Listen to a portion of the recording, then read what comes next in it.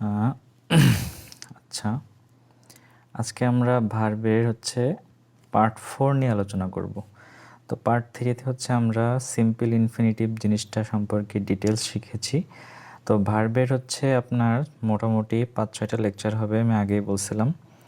তো বিগত লেকচারগুলো আপনারা যদি দেখেন তাহলে ভার্বের লেকচারগুলো বুঝতে কিন্তু আপনাদের জন্য ইজি হবে। হঠাৎ করে এসে যদি আপনি ভার্বের পার্ট 4 দেখেন তাহলে কিন্তু আগের ক্লাসগুলো মিস হয়ে গেলে এগুলো বুঝতে একটু সমস্যা হবে। কারণ হয় কি, প্রত্যেকটা লেকচার মানেই নতুন নতুন কিছু, ঠিক আছে?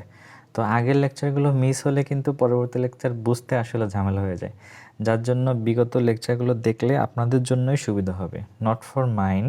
আমার জন্য আমি বলতেছি না, আপনাদের জন্যই আমি বলতেছি যে আগের লেকচারগুলো যদি দেখেন, ভার্বের 1, 2, 3 এই 3টা পার্ট যদি দেখেন, তাহলে আজকে আমি যে টপিকটা শিখাবো এই টপিকটা বুঝতে আপনাদের কাছে একদম পানির মতো সহজ লাগবে, ঠিক আছে?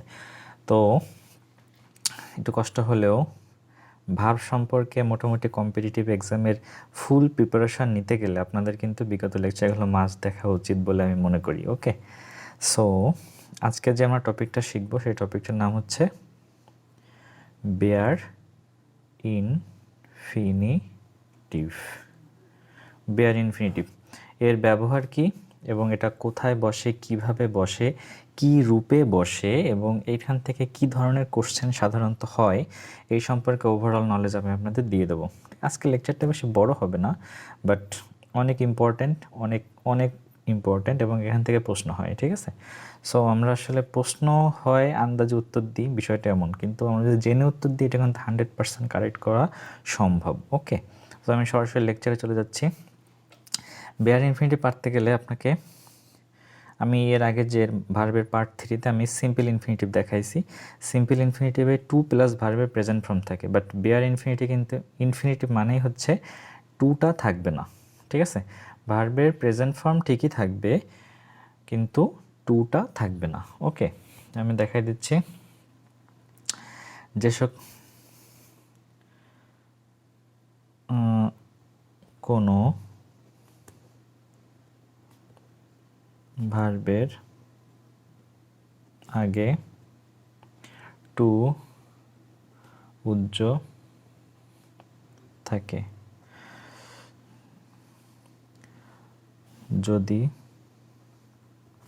যদি কোনো ভার্বের আগে টু উজ্জ থাকে তাহলে সেটি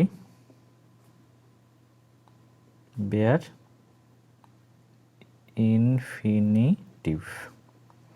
অথবা যে সকল ভার্বের আগে টু উজ্জ থাকে সে সকল ভার্বকে বেয়ার ইনফিনিটিভ বলা হয়। ওকে, তাহলে বেয়ার ইনফিনিটিভ মানেই যে সকল ভার্বের আগে টু উজ্জ থাকে সেই ভার্বটা বেয়ার ইনফিনিটিভ, আর 2 প্লাস ভার্বের প্রেজেন্ট ফর্ম সিম্পল ইনফিনিটিভ। ওকে ওকে, তাহলে আমি দেখাচ্ছি যে কোন ভার্বগুলো, আমি এগুলো আইডেন্টিফাই করে দিচ্ছি যে মূলত কোন ভার্বগুলোর আগে এই বেয়ার ইনফিনিটিভটা ইউজ হয়, ঠিক আছে? এগুলো একটু মনে রাখবেন, এটাগুলো মনে রাখলে হবে। See watch, WATCH notice, observe, RV feel, help, hear, make, bid, let, LET let, LET let, ঠিক আছে? তাহলে এই ভার্বগুলো আপনাকে মুখস্থ রাখতে হবে। অনলি এই ভার্বগুলোর পরেই কিন্তু 2 প্লাস প্রেজেন্ট ফর্ম বসে না, মানে 2টা থাকবে না। প্রেজেন্ট ফর্ম ঠিকই বসবে বাট 2টা থাকবে না। ওকে, সেগুলো কী কী? See watch notice observe, feel help hear, make bid let. See watch notice observe, feel help hear, make bid let, ঠিক আছে? এইভাবে মনে রাখলেই হবে ছন্দ আকারে। ওকে, তাহলে এই একটা পয়েন্ট গেল। সেকেন্ড পয়েন্ট, এই ভার্বগুলোর মানে এই উপরোক্ত ভার্বগুলোর পর ভয়েস সেন্স তো আমরা পারি সবাই, তাই না? অ্যাক্টিভ ভয়েস, তারপর আমি পরবর্তীতে দেখাই দেবো ভয়েস চেঞ্জটা। এই ভার্বগুলোর পর অ্যাক্টিভ ভয়েসের ক্ষেত্রে টু উজ্জ থাকবে, বাট প্যাসিভ ভয়েসে লেট ছাড়া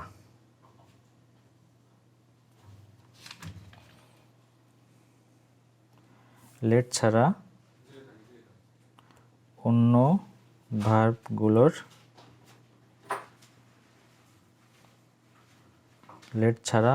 ভার্বগুলোর পর টু বসবে। ঠিক আছে, তাহলে শুধুমাত্র এই এক্সাম্পলটা, এই যে এই ফরম্যাটটা লেটের ক্ষেত্রে কিন্তু ব্যতিক্রম। ঠিক আছে, বাকি সমস্ত ক্ষেত্রে একই। এই ভার্বগুলোর পর অ্যাক্টিভ ভয়েসের ক্ষেত্রে টু থাকবে না, বাট প্যাসিভ ভয়েসে অনলি লেট ছাড়া। ঠিক আছে, প্যাসিভ ভয়েসের ক্ষেত্রে অনলি লেট ছাড়া বাকি সব, এই লেট ছাড়া বাকি যে কটা আছে এগুলোর পরে কিন্তু টু বসবে। ঠিক আছে, এবার আমি এক্সাম্পলে যাই। যেমন ধরেন অ্যাক্টিভ ভয়েস,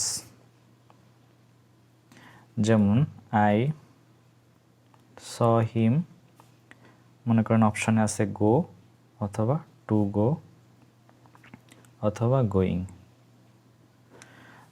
তাহলে এই যে স আছে কি সি এর পাস্ট ফর্ম স, মানে একই কথা, সোজা কথা। ঠিক আছে, আই স হিম, অপশানে আছে গো টু গো গোয়িং। আমি বলছিলাম টু উজ্জ্ব থাকবে। ঠিক আছে, তাহলে গো অ্যান্সার হবে এবং গোয়িং অ্যান্সার হবে, গোয়িংও অ্যান্সার হবে। গোয়িং সিস্টেমটাই কি, পরপর দুইটা ভার্ব থাকলে, প্রথম ভার্ব যাই হোক না কেন পরপর দুইটা ভার্ব থাকে, তাহলে সেকেন্ড ভার্বের ক্ষেত্রে হয় প্যাসিভ, এই আপনার সিম্পল ইনফিনিটিভ অথবা বিয়ার ইনফিনিটিভ অথবা মানে প্রেজেন্ট পার্টিসিপল।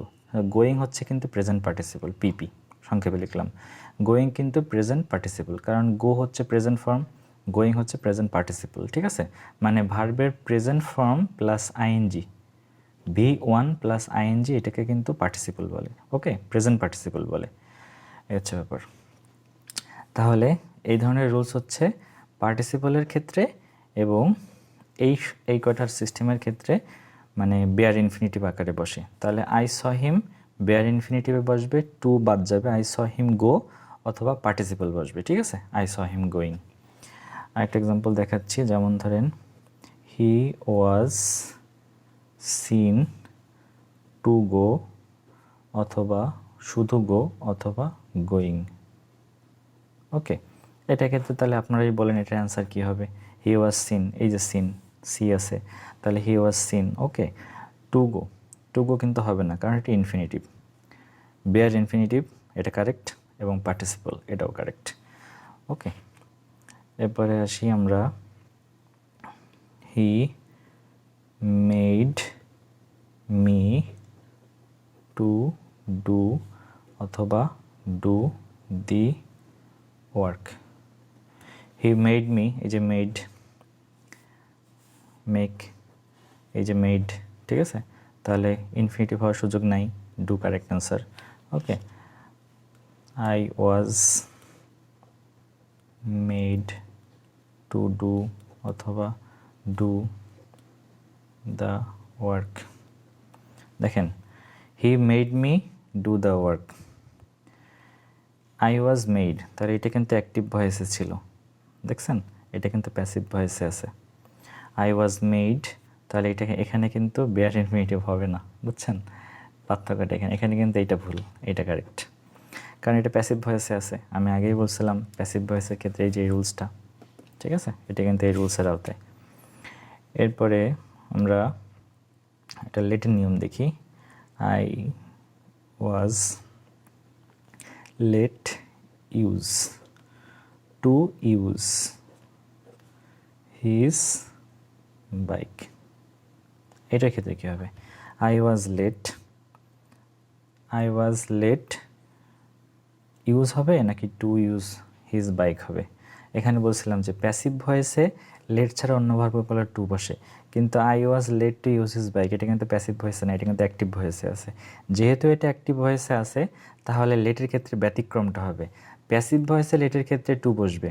ঠিক আছে, প্যাসিভ ভয়েসে আই ওয়াজ লেট, প্যাসিভ ভয়েসে মানে লেট ছাড়া অন্য ভার্বগুলোর পরে টু বসবে, কিন্তু এটা যেহেতু অ্যাক্টিভ ভয়েসে আছে, এটা কিন্তু শুধুমাত্র মানে টু এটায় বসবে। ঠিক আছে, টু কিন্তু এটার বসবে। আর যে ক্ষেত্রে আপনার প্যাসিভ ভয়েসে থাকবে লেট, সেক্ষেত্রে লেটের পরে কিন্তু ভার্বগুলোর পরে টু বসবে। ঠিক আছে, প্যাসিভ ভয়েসে লেট ছাড়া অন্য ভার্বগুলোর পরে টু বসবে, বাট অ্যাক্টিভ ভয়েসে লেটে কিন্তু টু বসবে।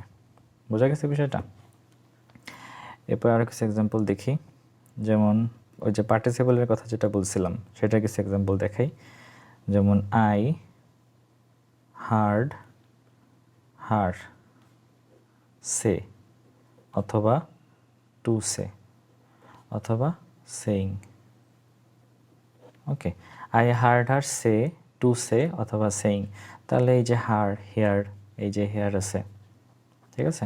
তাহলে হেয়ার যেহেতু আছে এখানে কিন্তু সে মাস্ট হবে, টু সে কিন্তু হবে না, যেহেতু এটা বেয়ার ইনফিনিটিভ এবং অ্যাক্টিভ ভয়েসে আছে, এবং পার্টিসিপল কিন্তু হবে। ওকে, তারপরে মনে করেন we ওয়াজড the fish, FLOAT, floating two float, অথবা শুধুমাত্র ফ্লোট, FLOAT, ফ্লোট। তাহলে I ওয়াজড the fish floating on the water. তাহলে এখানে কি কি হবে? ফ্লোটিং হবে, কারণ পার্টিসিপল এটা। টু ফ্লোট কিন্তু হবে না, কারণ এখানে কিন্তু অ্যাক্টিভ ভয়েস আছে, এবং ওয়াচ কিন্তু এখানে যে আছে, ঠিক আছে, ওয়াচ। তাহলে এখানে কিন্তু ফ্লট হবে, এটা হবে না। ওকে, তাহলে মোটামুটি বেয়ার ইনফিনিটিভের ফরমেশনটা বোঝা গেছে। কোশ্চেন কিন্তু এই টাইপেরই আসে। ওকে, কোশ্চেন কিন্তু এই টাইপেরই আসে, যে এই যে ভার্বের যে ফরম্যাটগুলো অপশনে আমি দিয়ে দিচ্ছি, এই অপশনগুলোই এইভাবে ঘুরে ফিরে অন্য ওয়ার্ড দিয়ে আসে, বাট মেইন যে বেসিক জিনিসটা সেটা কিন্তু এইগুলোর মধ্যে রয়েছে এবং লেটের ভিতরে রয়েছে। তো লেটের ফরমেশনটা হয়তো আপনারা বুঝতে পেরেছেন কিনা আমি জানি না, তবে আমি যে কথাগুলো বলেছিলাম লেট বোঝানোর সময়, সেখানে যদি আপনারা ফোকাস করেন আরেকবার, তাহলে আপনি লেটটা আপনার ক্লিয়ার হয়ে যাবে। মানে আমি আরেকবার বুঝাই দিচ্ছি, প্যাসিভ ভয়েসে শুধুমাত্র লেট ছাড়া, মানে লেট ছাড়া বাকি যেগুলো আছে এদের ক্ষেত্রে টু বসবে, ঠিক আছে? এদের ক্ষেত্রে টু বসবে, অনলি লেটে বসবে না, ঠিক আছে, প্যাসিভ ভয়েসের ক্ষেত্রে। বাট এইখানে কিন্তু অ্যাক্টিভ ভয়েস ছিল, অ্যাক্টিভ ভয়েস থাকার কারণে এখানে কিন্তু মূলত টু বসছে, ঠিক আছে? অ্যাক্টিভ ভয়েস থাকার কারণে কিন্তু মূলত এখানে টু বসছে। এই যে এই এক্সাম্পলটায় অ্যাক্টিভ ভয়েস থাকার কারণে এখানে টু বসছে, প্যাসিভ ভয়েস হলে কিন্তু এখানে টু বসতো না, ঠিক আছে? আই ওয়াজ লেট, ঠিক আছে? এই হচ্ছে ব্যাপার। তাহলে এটা যদি অ্যাক্টিভ ভয়েস হতো তাহলে এখানে ওই প্যাসিভ ভয়েস হতো, যদি প্যাসিভ ভয়েস হতো তাহলে এখানে ইউজ হতো, যেহেতু অ্যাক্টিভ ভয়েস আছে সেই জন্য টু ইউজ হয়েছে। ওকে, তাহলে বেয়ার ইনফিনিটিভ মোটামুটি এইটাই। নেক্সট ক্লাসে আমরা পার্টিসিপল নিয়ে আরও ডিটেলস ব্যাখ্যায় আসবো। মোটামুটি 5 থেকে 6টা লেকচার আমার লেগে যাবে ভার্ব বোঝাইতে আপনাদের, বাট আপনারা A to Z কিন্তু নোট করবেন, বিশেষ করে নোট করাটা সবথেকে বেশি ইম্পর্ট্যান্ট ব্যাপার। নোট করলে আপনাদের যে কোনো সময় এটা দেখতে ইজিলি আপনারা খুঁজে বের করতে, এভাবে সবসময় তো আসলে ভিডিও দেখে আপনারা পারবেন না। আপনারা নিজেদের ভিডিও দেখে বারবার আপনি শিখবেন, শিখতে যখন আপনার নোট করা থাকবে, ওটা আপনার চোখের সামনে একবার দেখলে আপনার জিনিসটা ধরতে পারবেন, ঠিক আছে? তো এই হচ্ছে ব্যাপার। ইন্টারনেট সবসময় থাকে না, বাট খাতায় যদি নোট করা থাকে খাতাটা সবসময় কাছে রাখা যায়। সো আজকের লেকচার আর বর্ধিত করব না, বেয়ার ইনফিনিটিভ মূলত এইটুকুই। নেক্সট ক্লাসে আমরা পার্টিসিপল আসবো, এর আগে পারফেক্ট ইনফিনিটিভ আছে, পার্টিসিপলের আরও কিছু কথাবার্তা আছে, নেক্সট ক্লাসে আমি দেখিয়ে দেবো। সো প্রিভিয়াস ভিডিওগুলো মাস্ট দেখবেন, ভার্বের আমি পার্ট বাই পার্ট আকারে ভিডিও দিয়েছি, ভিডিওগুলো মাস্ট দেখবেন এবং 1 থেকে দেখতে আসবেন, তাহলে হবে কি পুরো ভার্বের মানে কিছু বাকি থাকবে না আপনাদের। এবং চাকরির পরীক্ষা বলেন আর যে কোনো কম্পিটিটিভ এক্সাম বলেন, ভার্ব রিলেটেড কোনো কোশ্চেন আসলে আশা করি মিস হওয়ার কোনো সম্ভাবনা নাই। ওকে, তো থ্যাংকস ফর টুডে, টাটা।